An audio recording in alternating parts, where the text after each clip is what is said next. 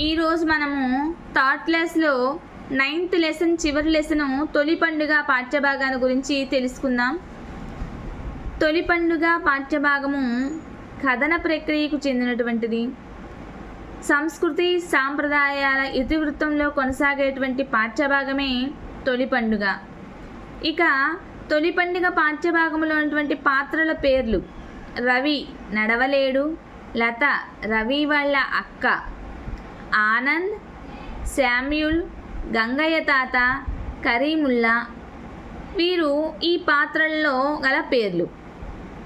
మాధవరం చాలా అందమైన గ్రామం. ఊరి చివరన ఉండే తాతల నాటి వేప చెట్టు ఆ గ్రామానికే అందం. రవి అంటే పిల్లలందరికీ ఇష్టం.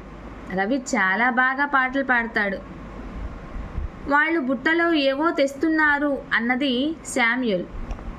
నేను బెల్లం ముక్కలు తెచ్చానక్క, ఆనంద్ జామకాయలు తెచ్చాడు. ఇంతకు మీరేం తెచ్చారు అని అడిగింది ఎవరు? శామ్యూల్ లతని అడిగాడు. చాలా తెచ్చాం, కూర్చోండి అని రవి అన్నాడు. పూర్ణం బూరెలు, గారెలు, పరవాన్నం నాకు ఎంత ఇష్టమో అని అన్నదెవరు? ఆనంద్. ఈరోజు ఉగాది పండగ కదా, మా అమ్మ చేసింది. వీటన్నింటికీ ముందు ఉగాది పచ్చడి తినాలి అని ఎవరన్నారు? రవి అన్నాడు. అరే భలే ఉంది ఉగాది పచ్చడి, తీయ తీయగా, పుల్ల పుల్లగా, చేదు చేదుగా. ఈ మాటలు అన్నది శామ్యూల్.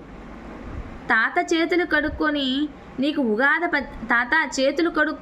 ఉగాది పచ్చడి పెడతాను, తర్వాత పూర్ణాలు గారెలు కూడా పెడతాను అని ఎవరితో అన్నారు? లత అన్నది తాతయ్యతోటి. పచ్చడి గురించి చెప్పు తాత అని ఎవరు అడిగారు? ఆనంద్ అడిగాడు. నీకెప్పుడూ తిండిగోలే, తాతని చెప్పని నువ్వు అడ్డుపడకు అన్నది ఎవరు? లత. పండగంటే ఆనందాన్ని అందరితో పంచుకోవటమే అని చెప్పినది ఎవరు? రంగయ్య తాత చెప్పాడు పిల్లలతోటి.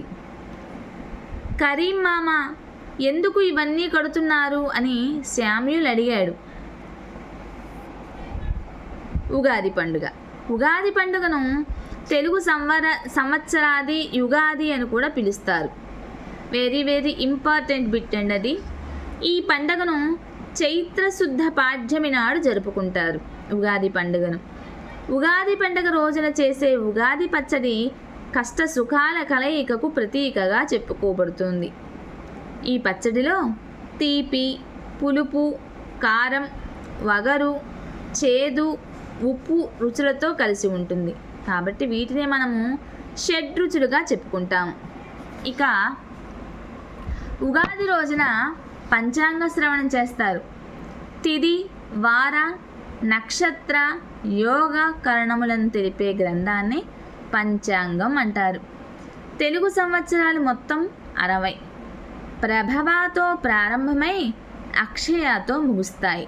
ఇప్పుడు మనము వాటి గురించి తెలుసుకుందాం. తెలుగు సంవత్సరాదులు: ప్రభవ, విభవ, శుక్ల, ప్రమోదూత, ప్రజోత్పత్తి, అంగీరస, శ్రీముఖ, భావ, యువ, దాత, ఈశ్వర, బహుధాన్య, ప్రమాది, విక్రమ, వృష, చిత్రభాను, స్వభాను, తారణ, పార్థివ, వ్యయ, సర్వజిత్తు, సర్వదారి, విరోధి, వికృతి, ఖర, నందన, విజయ, జయ, మన్మద, దుర్ముఖి, హేవళంబి, విళంబి, వికారి, శార్వరి, ప్లవ, శుభకృతు, శోభకృతు, క్రోధి, విశ్వావసు, పరాభవ,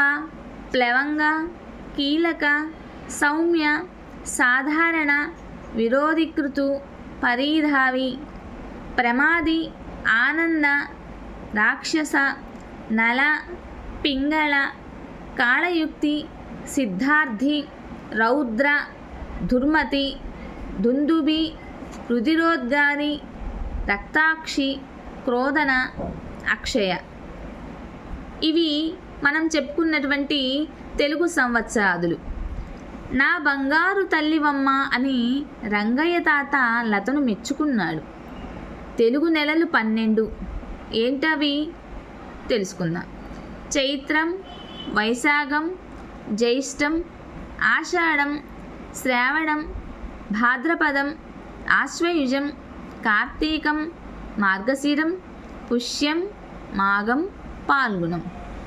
ఈ పెళ్లి పత్రికలో శార్వరీనామ సంవత్సరం, ఆశ్వయుజమాసం, ఏకాదశి, ధనిష్ట నక్షత్రం అని రాసి ఉంది అని తాతయ్యను ఎవరడిగారు? తేజ అడిగాడు తాతయ్యని. ఇక ఈ పాఠ్యభాగానికి సంబంధించినటువంటి ముఖ్యమైనటువంటి పదాలు, వాటి యొక్క అర్థాలు. ఆది అంటే మొదలు, నైవేద్యం దేవుడికి పెట్టేది లేకుంటే నివేదన చేసేది అని కూడా చెప్పుకోవచ్చు. షడ్రుచులు 6 రుచులు. పంచాంగం 5 భాగాలు కలది.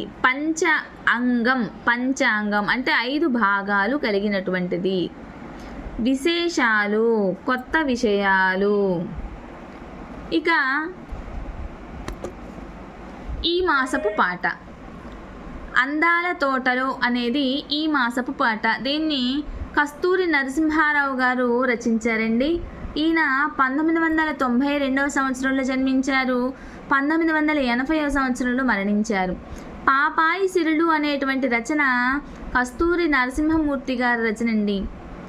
అందాల తోటలో అనే పాట కస్తూరి నరసింహమూర్తి రచించినటువంటి పాపాయి సిరులు గేయ సంపుటిలోనిది. పల్లవి.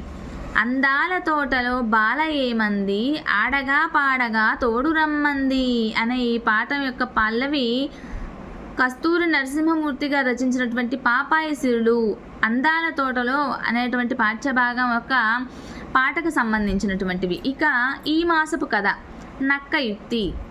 ఈ మాసపు కథ నక్క యుక్తి. ఇది ఒక జానపద కథ. ఉపాయంతో సమస్యను పరిష్కరించుకోవచ్చు అని తెలపడమే ఈ కథ యొక్క ముఖ్య ఉద్దేశం. ఇక ఈ యొక్క కథని, నక్క యుక్తి అనే కథని రచించినటువంటి కవి జంధ్యాల సుబ్రహ్మణ్య శాస్త్రి గారు. ఈయన 1892వ సంవత్సరంలో జన్మించారు. 1980వ సంవత్సరంలో మరణించారు. ఆంధ్రుల చరిత్ర, ఆంధ్ర సామ్రాజ్యము, రత్నలక్ష్మీ శతపత్రము,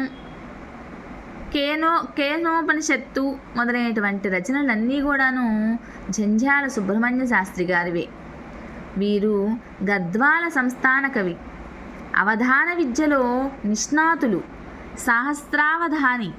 అంతేకాకుండా ఇప్పుడు ఎక్కడో పడింది వాన, వరదలా వచ్చింది నీరు, ఎప్పుడు తీస్తుంది నీరు, ఎలా చేరతాను ఇల్లు అని ఎవరో అనుకున్నారు? నక్క అనుకుంది. నిన్ను చూడగానే నాకు ఒక సందేహం వచ్చింది అని ఎవరన్నారు? ఎవరితో అన్నారు? నిన్ను చూడగానే నాకు ఒక సందేహం వచ్చింది అని నక్క మొసలితో అంది. ఏమో నాకు మేమే ఎక్కువ అనిపిస్తుంది అని నక్క ముసలితో అన్నది. ఏమో నాకు మేమే ఎక్కువ అనిపిస్తుంది అని నక్క ముసలితో అంది. ఈ నది దాటడానికి నేను వేసిన ఎత్తు అది. ఎవరెక్కువైతే మాత్రం వచ్చే లాభం ఏంటి అని ఎవరన్నారు? ఎవరితో అన్నారు?